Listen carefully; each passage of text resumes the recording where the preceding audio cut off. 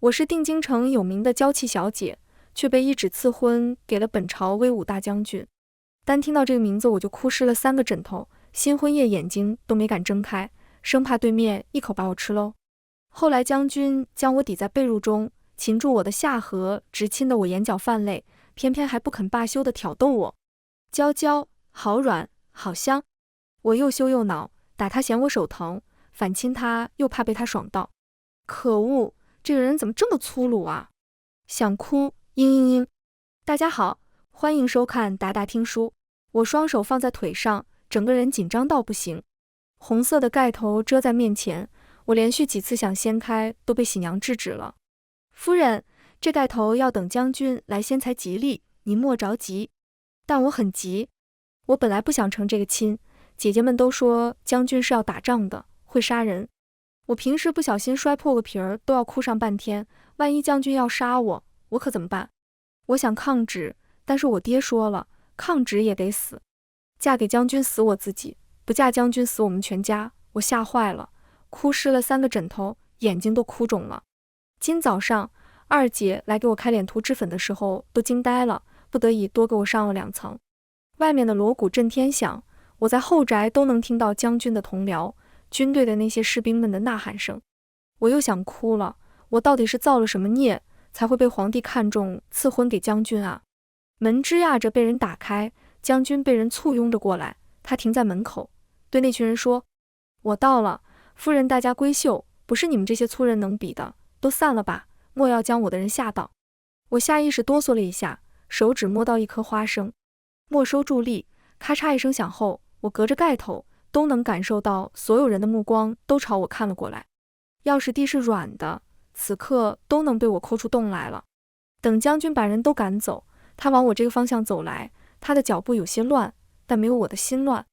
他伸出手先掉了盖头，我颤抖着睫毛微微抬头看他。将军没我想象中长得那般魁梧，甚至更像书生，也没有多黑。他长得不可怕，眼神却有些深邃，我开口就失声了。过了几秒才找回声调，你可不可以别打我？他愣了片刻，突然大笑起来，声音洪亮，在屋子里震耳欲聋。他是想笑死我吗？他摸了摸我的脑袋，你是我的妻，我只会疼你，不会打你的。我稍稍放下心来，大姐说将军一言九鼎，他说不打我就不会打我的。可是之后他却又伸过手来拆我的珠花头冠，脱我的外袍。我伸出手附上他的前胸，企图将他推远一点。你要做什么？他干脆直接一把把我抱起来往床里面一扔。我的屁股摔在被褥中，虽然不疼，但是也委屈得红了眼眶。做什么？你嫁给我，嬷嬷没教你我们要做什么吗？我想起来昨天嬷嬷确实拿了个小本本进了我的屋子，但我哭得很累，迷迷糊糊的，哪里还能记起来嬷嬷说了什么。她俯下身子亲了亲我的额头，我的侧脸，我的脖颈，粗气喘息在我耳边。娇娇，你真香。她一边说一边往下，我从没有过这种感觉，只觉得难受，但又不是特别难受。我想要她离我远点，但又控制不住自己离她越来越近。她轻声笑了，低头与我碰额。娇娇，我是谁？我迷茫地看向天花板，威武。我哪里知道她的本名，单单将军的头衔都要将我吓破胆了。我叫徐凤来。我叫沈明熙，脑子有点不好。我娘说是小的时候，三哥非要背着我爬假山，害我摔下去撞到了头。为此我一见三哥我就哭，我的乳名娇娇就是这么来的。直到我们都大些了，我才明白我脑子不好是天生的。我娘是怕我自卑，才给我找了个原因转移目标，但是他们没想到我一点都不自卑。我5岁的时候就敢跟华阳公主称姐到妹，帮着华阳公主胖揍小太子，揍完了还哭哭啼啼说自己手疼。我爹娘被召进宫里的时候，吓得腿都哆嗦，再抬头一看，我正坐在皇帝的腿上吃葡萄。皇帝非但没有生气，还亲自帮我剥皮，连华阳都一脸艳羡地盯着我。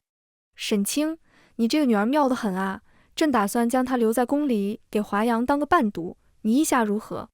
我爹扑通就跪了下去，陛下三思啊，陈闺女虽然长得可爱，但脑子愚钝，留在宫里只有得罪贵人的份儿，陛下饶了这孩子吧。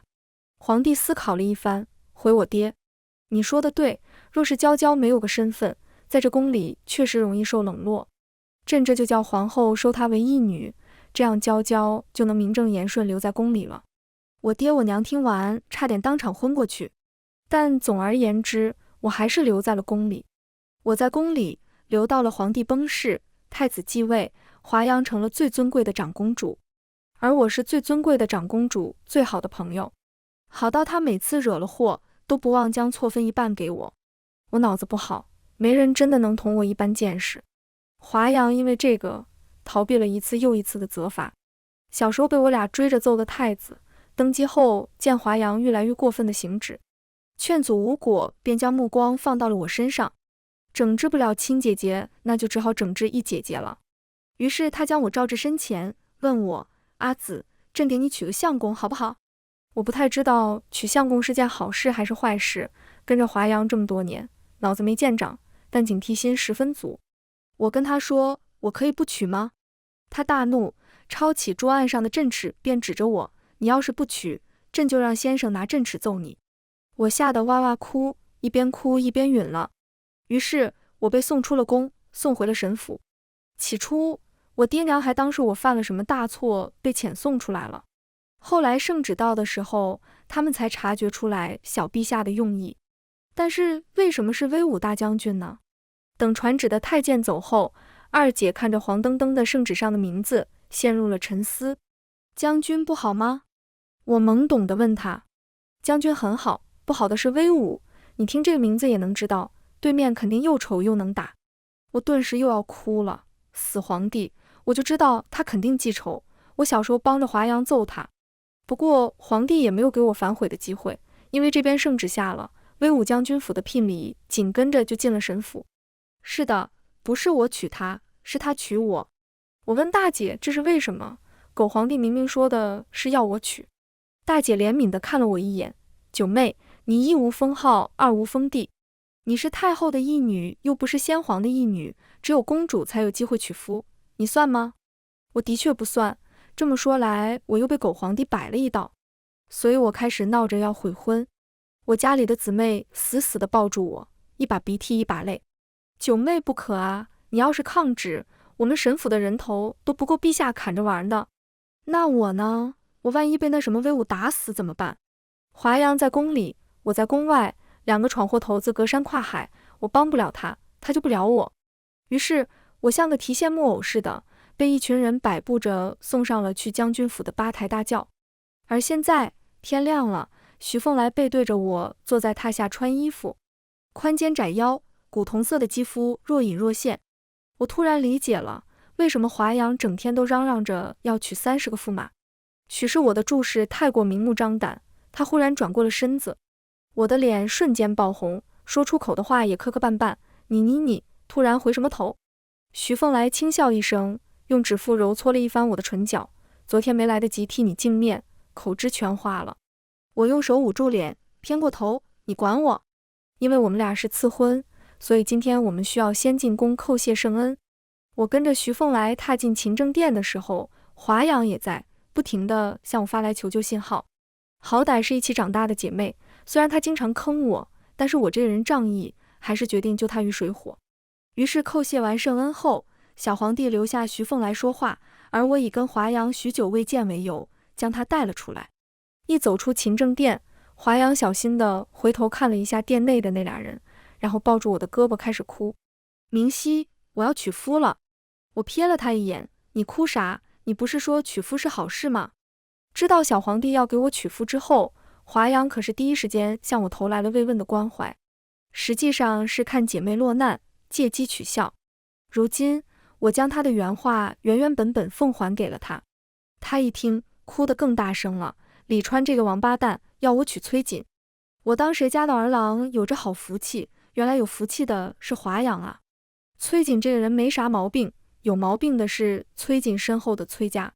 华阳自小的愿望便是出宫开府后，先照他10个8个面首修身养性，而小皇帝李川显然也很懂得他亲姐姐的尿性，所以哪怕华阳年18了，至今还住在宫里。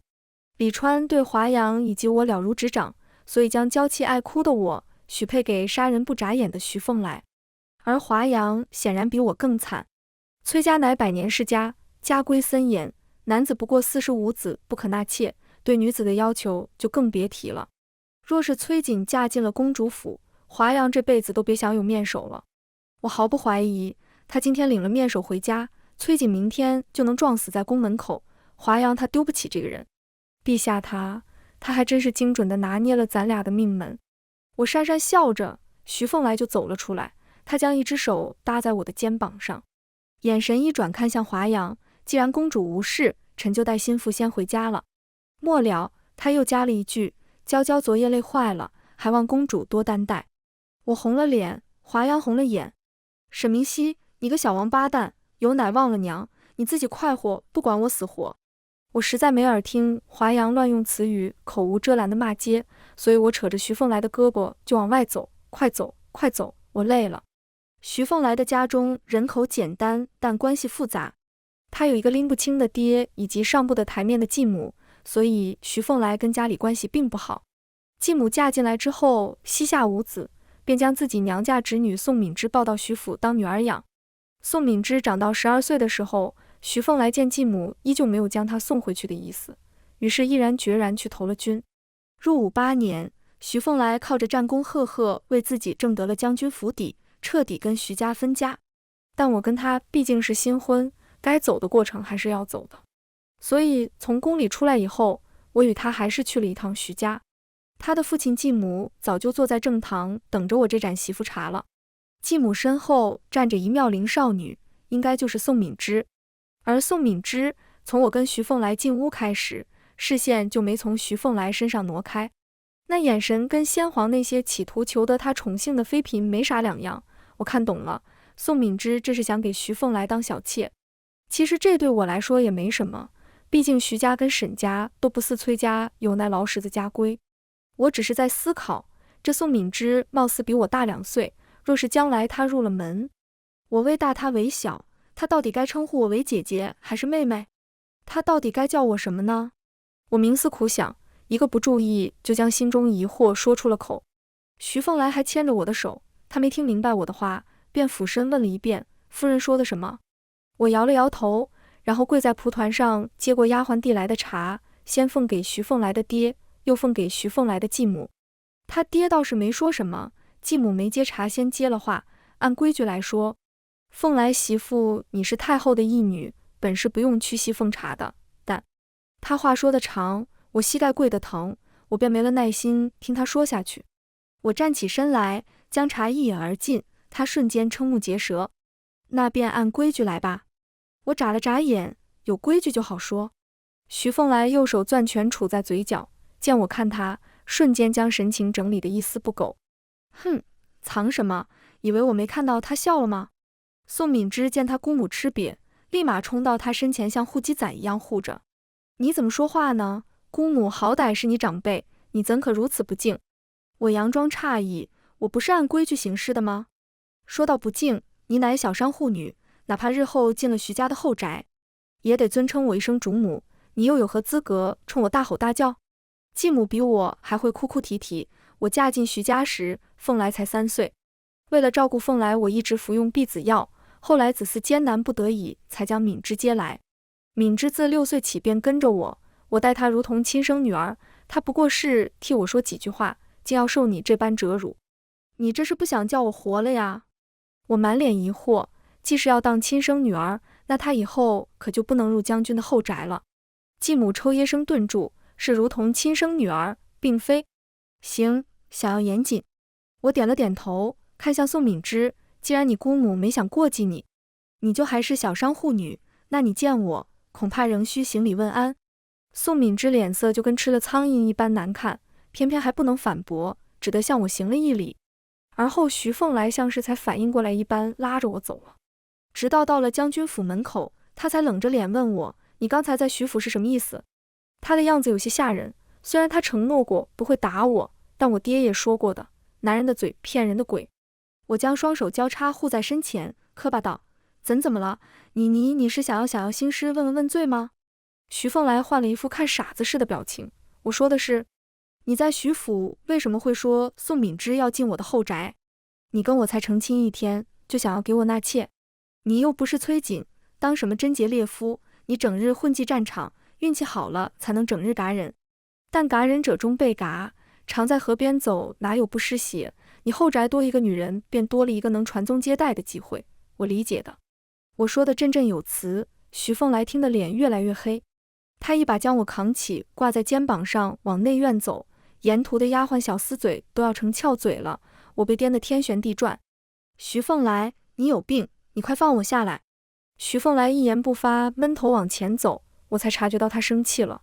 我今天走了很多的路，还在他家里受了他继母跟表妹的气，本身就委屈到不行。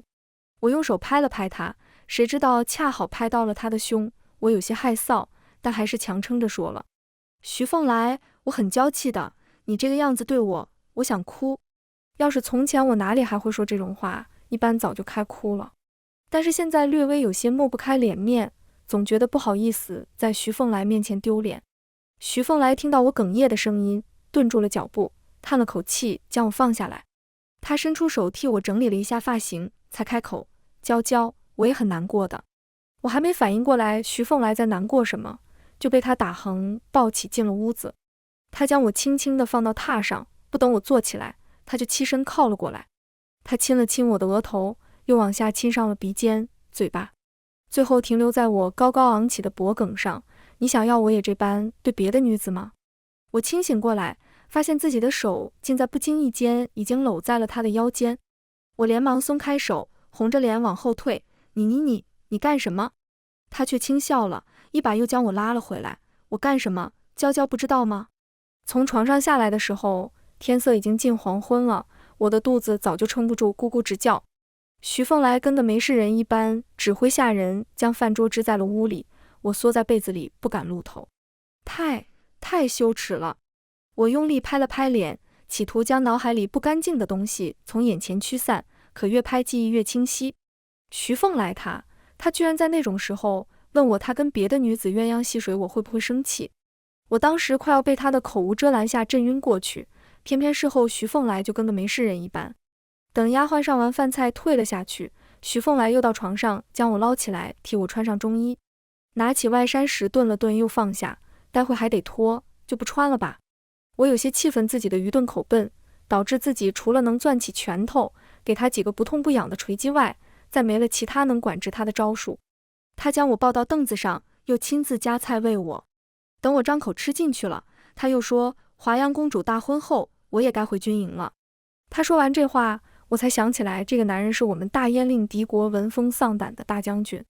他此番在京逗留已经数月，虽然现在边境尚算安稳，但国不可一日无军，兵不可一日无将。徐凤来总要回边境去的。才做完天底下最亲密的事情，就要谈离别，塞进嘴里的米粒瞬间失了甘甜。我压下心中苦涩，宽慰他道：你放心回去吧，我会替你守好将军府的。谁知徐凤来轻轻敲了一下我的额头，我又不需要你留下来替我侍奉爹娘，你在这守什么将军府？我懵了，他这话的意思是他走了，将军府都不给我住了。徐凤来，你要不要这么小气？我虽然脑子不太好使，但是你若一走，我就搬回沈家的话，京都的人该如何笑话我？徐凤来扶额叹息，我从来没觉得你脑子不好，但是现在我是真的觉得你脑子确实不好了。他将碗筷放下，用双手撑住我的肩膀，低下头来直视我的眼睛。娇娇，你要不要跟我一起回军营？还不等我说话，他又开口，我知道你娇气，边疆的环境也确实远不如京都，但是我保证我会努力不让你受一丝苦，我将家里的床给你搬去好不好？我看向屋里的那张床，怎么看怎么羞涩。我是从未想过徐凤来要带我走的，我以为男子出征在外，女子持家是最正常的。可是徐凤来却说他要带我走，他不要跟我分开。3日回门，刚进家门，还未来得及跟爹娘多说几句话，我便被几个姐姐簇拥着带去了闺房。这就是威武大将军。二姐满脸不敢置信，这哪里是莽夫，就这样冒，在京中贵族子弟中也落不了丝毫下乘吧？我点了点头，我也挺满意徐凤来的相貌的。他大概是随了他早逝的母亲，因为他父亲看上去就挺像莽夫的。大姐将我的衣袖裤腿都挽上去，仔细检查了一番。她没打你吧？我拦住她，将衣服全都抹了下来，无奈道：大姐，你说什么呢？将军很好的。三姐又趁我不注意，将我的小衣掀了上去，露出腰间雪白的肌肤。你别说，我腰间确实有一抹紫红色的暗痕。三姐瞬间红了眼，一副要杀人的表情。徐凤来她欺人太甚，还真打了小妹。几个姐姐又都将我围起来，仔细观察那抹痕迹。我顺着他们的视线看过去，慌张地将衣服穿好。这哪里是徐凤来打的，是昨天我跟他闹得太厉害，他没忍住在我腰间扎吮的。可怜我几个姐姐都还未经人事，他们断定了我被打了，当即就要去找徐凤来算账。我费了好大的力气才将他们拦下来。等我们吃了晌午饭离开，上马车前，我看向爹娘，忍不住道：爹娘，我大姐都20多了，谁家好姑娘这么大了还留在家里？你们赶紧快将她们都嫁出去吧，都快留傻了。大姐、二姐、三姐。新婚燕尔第10天，宋敏之上门了。她拎着一只食盒，穿得清凉妖娆，将目的都写在了脸上。她来的时候，徐凤来还未归家，我在正堂接待了她。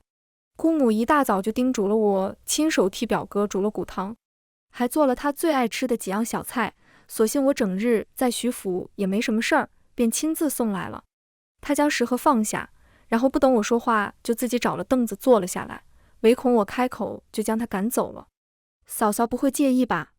我瞥了一眼桌上的食盒，轻笑了。我当然不介意了，只是有些意外表妹竟有如此的好厨艺，不像我，什么也不会。不过也无妨，你哥哥说了，这种事情是下人做的，他断然不会要我亲自做。宋敏之脸色白了一霎，却还在硬撑：凤来哥哥快回来了吧。话音落下，徐凤来一身官服跨了进来，宋敏之噌一下子站了起来，走到他身边。凤来哥哥，他声音娇俏，恨不得要将人喊话了。我看到徐凤来抖了抖身子，不自觉地往我这边挪了2步。你来做什么？宋敏之不依不饶地又贴了过去，甚至抬手握住了他的胳膊。凤来哥哥许久不回家，敏之亲手给哥哥做了吃食，才知道嫂子原来什么也不会。徐凤来像是被蛇缠住了一般，惊恐地看了我一眼，然后抬起胳膊将宋敏之甩出了屋外。真的就是甩出去的。我看着宋敏之啊的叫了一声，然后摔到地上，再抬起头来，发髻乱了，脸也花了。我不忍心地闭上眼睛，这要是我，得哭死了吧。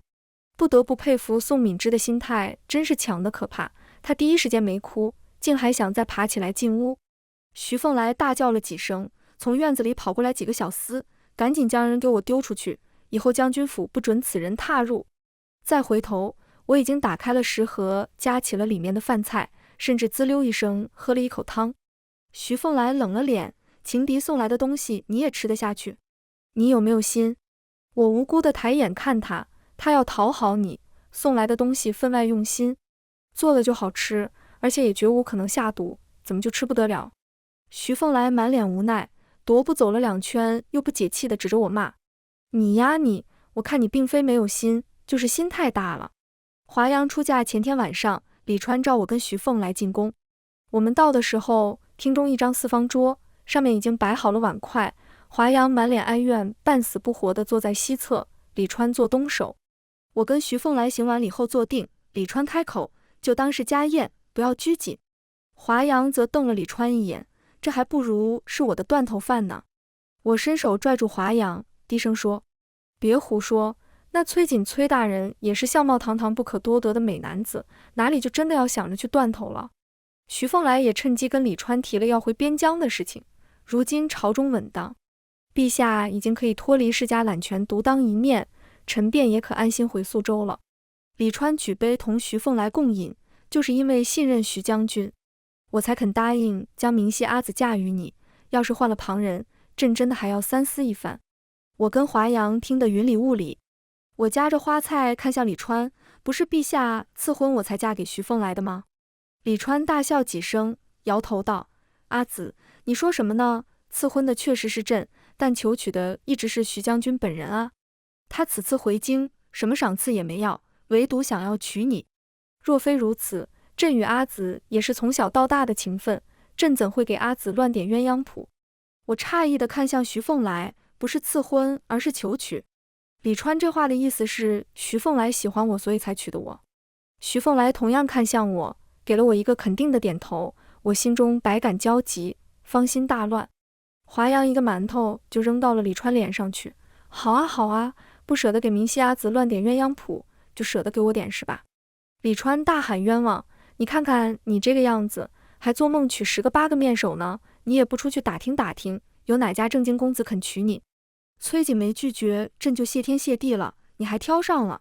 华阳自诩宫中第一美人，哪里受得了这种打击，气得筷子一扔就走了。我去看看他。我胡乱塞了几口饭，赶紧起身去追华阳。青雀宫内，华阳气鼓鼓地嘟着嘴问我，娇娇，我真的有李川说的那么差劲吗？我将铜镜端到他面前。有，你7岁的时候将卓安公主一脚踹进湖里，拦着工人们不让他们下去救。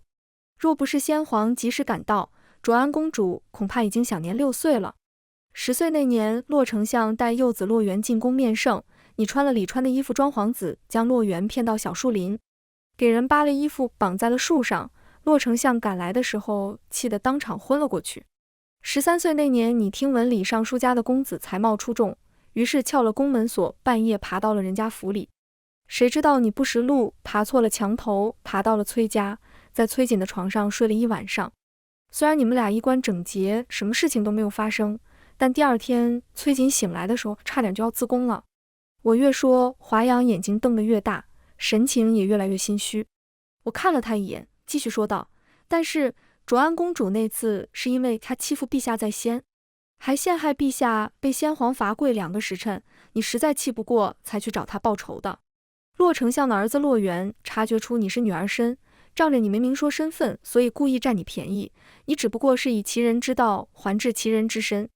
如此看来，好像除了崔瑾，你之前虽然行事张扬，但都事出有因。华阳张了张口，那也不用我非得娶了崔瑾吧？我指了指铜镜中华阳的脸，看看你自己，你不是自诩宫中第一美人吗？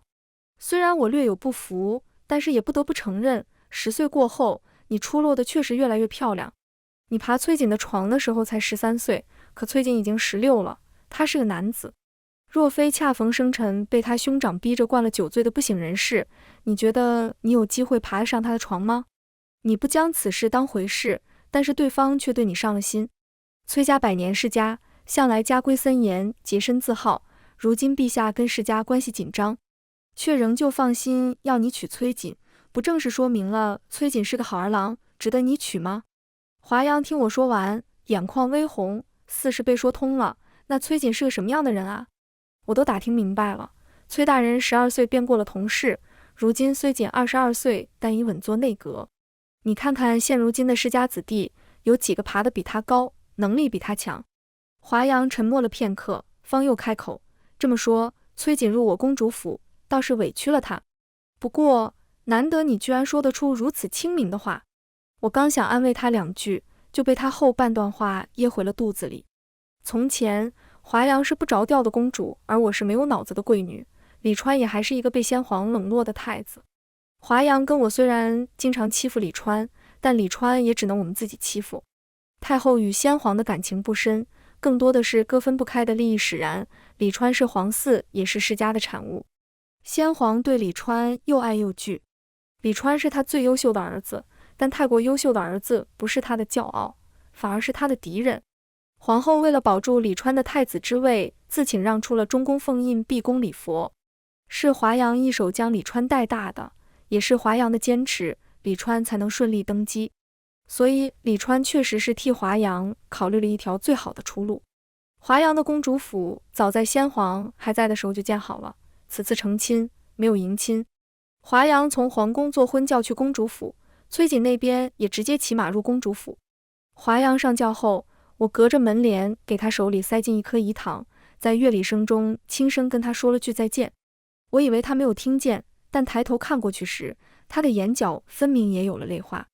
我们在宫门口同李川告别，李川望着远去的送亲队伍，又看向我，转身回宫前还是认认真真对我行了一礼，阿紫，对不起。我笑着摇了摇头，他是一国之君，虽年幼，但少时经历使得他心智成熟。我在得知李川要将华阳许配给崔瑾时，就明白了李川的用意。或许华阳也明白，所以他听到我的告别时才没有开口挽留。